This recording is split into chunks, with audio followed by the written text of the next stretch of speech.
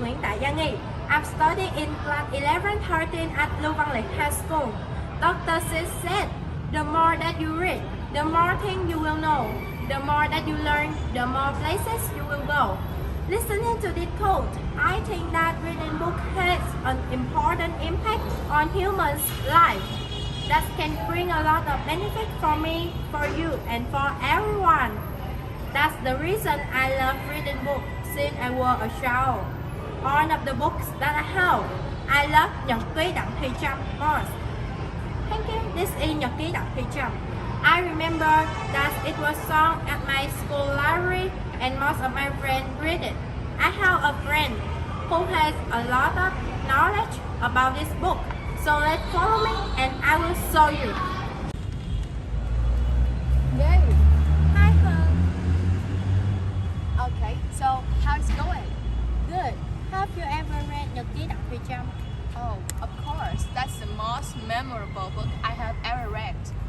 Can you tell me something about the writer, please?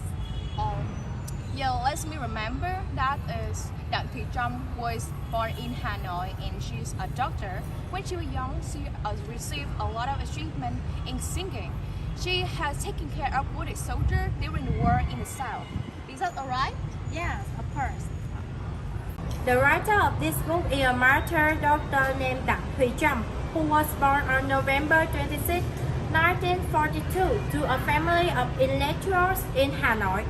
Graduating from Hanoi Medical University in 1966, Thùy Trâm volunteered to work in Battlefield B.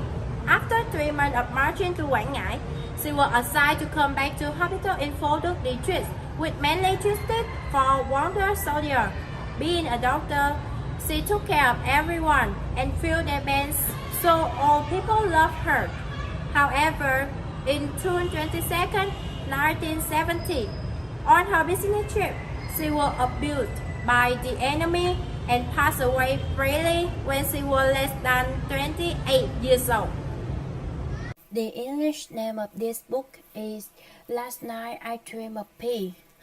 It was published by Hội Nhà văn Publishing Company with 322 pages. He attracted readers from the first pages through the introduction. There are two parts. Part 1, những ngày rực lửa, and Part 2, những tư liệu ảnh.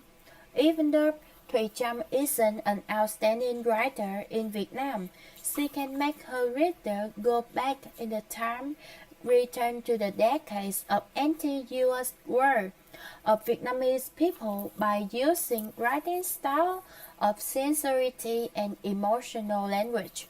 The reader cannot help but be touched when reading through her diary as a slow-motion film, which reunites to the sense of numerous suffering and loss. Amid the time of war, a diary is usually considered as an intellectual's little work in which quality of being sensitive yet not weak, as well as the ardent love for one's country without fearing numerous destitution is manifested.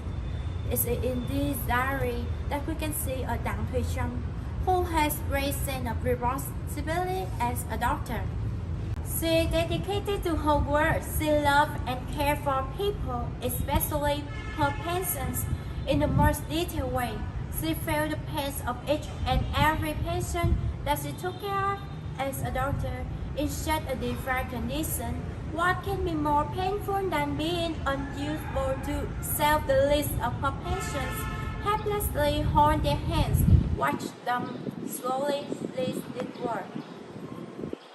The first page of the diary is written, "Storms full of hardship in life are inevitable, but one must never bow to them." Similarly, that's her motto to overcome the day full of difficulty and hardship. It's not easy working in such stressed conditions as numerous wounded soldiers returned from the field battlefield are admitted to her infirmary every day. In Đặng Thùy Trâm diary, alongside the daily life worries of a revolutionary fighter, her ideas and noble aspiration, her writings also transcend her love. to such extent that it can be seen as human affection.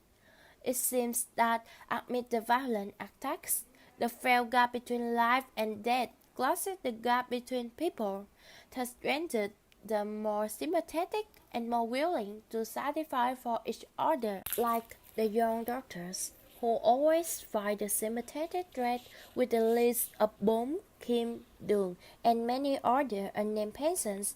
Moreover, written in her diary are short, yet personalized, filled with the undoubted and resilient will of a girl born in an urban city, then hatefully in a deprived and indigent condition. The remaining pages of her diary were left unwritten from 20 June 1970 because she died 2 days later. So, after reading this book, can you tell me your feeling about this? Well, this is an excellent book that I have ever read. Đặng Thùy Trâm diaries have become a favorite book not only received by Vietnamese authors, a shining symbol of virtues of sacrifice, of the love for the motherland of Vietnamese women. But the influence book has also transcended border with a strong ability to convert, and her diaries page are imbued with the love for her countries, as well as her country. It's the light of confession that deeply touches our heart and reminds us each of our nature and to live in such a way that deserves the sacrifice. It's and closest to live, study under the friendly socialist school.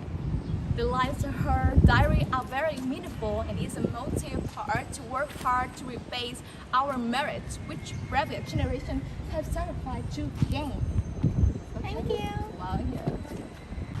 Today's youth is forever grateful for the sacrifice made by generations of father and utterly worthy of those noble sacrifice.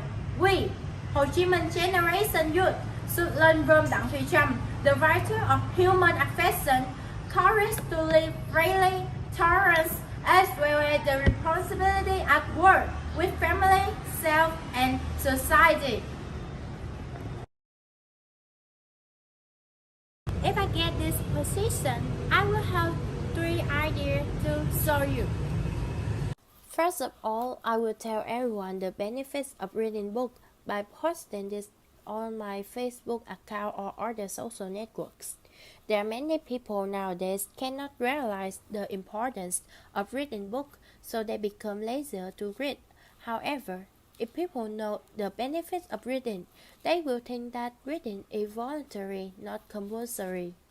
Secondly, I will ask my teacher for organizing reading book events like decorating a bookshelf in our classrooms, reading festival, storytelling by books. From these events, students will love reading books more and more. And lastly, I will introduce and help the beginners for choosing books. If beginners choose a thick book with a difficult content, they will feel bored faster and become lazier. That's why choosing a book when we start reading is really significant. Finally, thank you for watching and following my video.